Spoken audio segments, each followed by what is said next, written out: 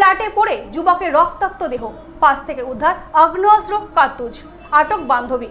সোনারপুরের ঘটনার পেছনে কি ত্রিকোণ প্রেম? ইলেকট্রিক বিল নিয়ে চিন্তিত?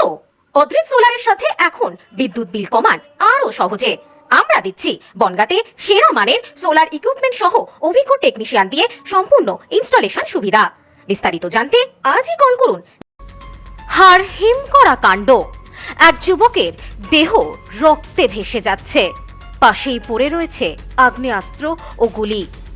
ঘটনায় সন্দেহের তীর বান্ধবীর দিকে, গ্রেফতার বান্ধবী। নরেন্দ্রপুর ফ্ল্যাটে যুবকের গুলিবিদ্ধ দেহ উদ্ধার ঘিরে চাঞ্চল্য। ঘটনার নেপথ্যে কি ত্রিকোণ প্রেম? দক্ষিণ 24 পরগনার রাজপুর সোনারপুরের নরেন্দ্রপুর থানার নবগ্রাম এলাকায় একটি ফ্ল্যাট থেকে রক্তাক্ত গুলিবিদ্ধ অবস্থায় এক যুবকের দেহ উদ্ধার ঘিরে ব্যাপক চাঞ্চল্য ছড়িয়েছে। জানা গেছে, মৃতের নাম অরূপ মণ্ডল, বয়স 37 বছর। ঘটনাস্থল থেকে উদ্ধার হয়েছে দুটি আগ্নেয়াস্ত্র ও 6 রাউন্ড গুলি। ঘটনায় চাঞ্চল্য। এই ঘটনার তদন্তে নেমে ইতিমধ্যেই খুনের অভিযোগে দুজনকে গ্রেপ্তার করেছে নরেন্দ্রপুর থানার পুলিশ। এই ঘটনাকে কেন্দ্র করে ব্যাপক চাঞ্চল্য ছড়িয়ে পড়ে গোটা এলাকায়। পুলিশ সূত্রে জানা গেছে, ওই ফ্ল্যাটে একাই থাকতেন অরূপ। আবাসনের বাসিন্দারা অবশ্য এই বিষয়ে কেউই মুখ খুলতে চাননি। পরিবারের দাবি, মধ্যরাতে প্রায় 1টা নাগাদ এক পরিচিত ব্যক্তির মাধ্যমে খবর পান অরূপের মামা শঙ্কর নস্কর। এরপর পরিবারের সদস্যরা ঘটনাস্থলে পৌঁছান। খবর দেওয়া হয় পুলিশে। খবর পেয়ে ঘটনাস্থলে পৌঁছায় নরেন্দ্রপুর থানার পুলিশ। প্রাথমিক তদন্তে জানা গেছে, মৃতের মাথায় আঘাতের চিহ্ন মিলেছে। পুলিশের পক্ষ থেকে দেহটি ময়নাতদন্তের জন্য পাঠানো হয়েছে। এই ঘটনায় অরূপের বান্ধবী প্রিয়াঙ্কা দাস এবং তার এক বন্ধু রাজুকে গ্রেপ্তার করা হয়েছে। নির্বাচনী আবহের মধ্যে গুলি চালানো এবং আগ্নেয়াস্ত্র উদ্ধারের ঘটনায় এলাকায় উত্তেজনা ছড়িয়েছে। মৃত অরূপের পরিবারের দাবি, অরূপকে খুন করা হয়েছে। এর সঙ্গে জড়িত রয়েছেন ওই বান্ধবী এবং রাজু নামে ওই যুবক। তারপর আমি আমার ছেলে ফের গিয়ে দেখি তো ওই রকম অবস্থা। তখন আমি একবার উঠে গিয়ে দেখি ওই অবস্থায় পড়ে আছে, রক্ত চারদিকেই ছড়িয়ে রয়েছে। এই দেখে তারপর আমাদের নামিয়ে দিল। আর ওই ঘটনা ঘটলো কি করে, মানে কি আমরা ওটা বলতে পারি না। আমরা তো ওখানে কোনো শত্রু ছিল, কারোর সঙ্গে শত্রুতা ছিল? সেরকম আমাদের বন্ধু বান্ধব প্রচুর ছিল, কিন্তু ওই রকম কারোর সঙ্গে শত্রু ছিল বা কি এটা আমরা জানতাম না। তবে এই মেয়েটার সঙ্গে জড়িত সেটাও আমরা জানতাম। আমরা রাত্রে গিয়ে দেখলাম যে ওই মেয়েটা কান্নাকাটি করছে, ওই মেয়েটা ইয়ে করছে এমনি। আর আমরা এই বিষয়ে মৃতের মামা শঙ্কর নস্কর বলেন, আমার কাছে এক পরিচিত রাত 1টা নাগাদ ফোন করে বলে অরূপ সুইসাইড করেছে। খবর পেয়ে আমরা তড়িঘড়ি ঘটনাস্থলে পৌঁছাই। গিয়ে দেখি অরূপের পাশে আগ্নেয়াস্ত্র পড়েছিল। পরে যখন হাসপাতালে যাই তখন লক্ষ্য করি অরূপের মাথার ডান দিকে একটি ফুটো রয়েছে। কিন্তু আমার ভাগ্নে বাঁ হাতি, সব কাজ বাঁ হাতিই করত।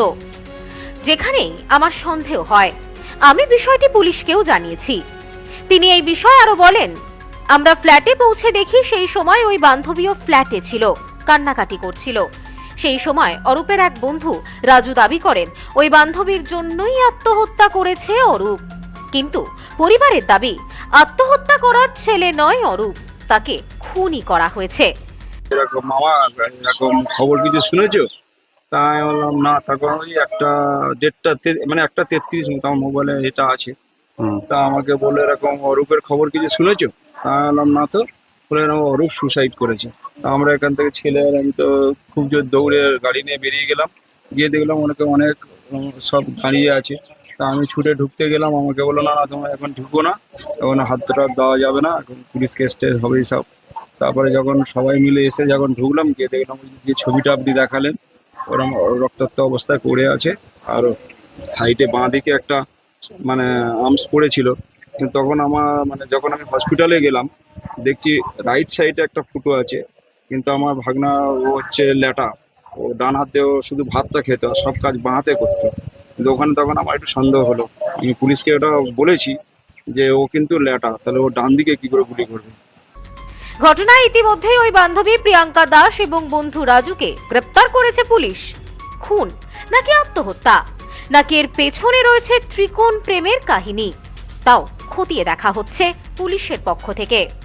Bureau report, news no man's land, দক্ষিণ 24 পরগনা। নিউ মায়ের আশীর্বাদ guest house and community hall সম্পূর্ণ শীততাপ নিয়ন্ত্রিত। পাবেন অত্যাধুনিক এবং আন্তরিক পরিষেবা, যেখানে রয়েছে একসাথে 250 জনের অনুষ্ঠানের জায়গা, প্রশস্ত এরিয়া, 3টি রাস্তা সহ পার্কিং এর সুব্যবস্থা, অতিথিদের থাকবার জন্য পৃথক ঘরের ব্যবস্থা। বিয়ে সহ যে কোনো অনুষ্ঠানের বুকিং শুরু হয়ে গেছে। এখন বুকিং এর উপর রয়েছে 5% ডিসকাউন্ট। নিউ মায়ের আশীর্বাদ guest house and community hall, বাটামোড়, town মার্কেটের পিছনে। ফোন 9932389693 এবং 9153032873।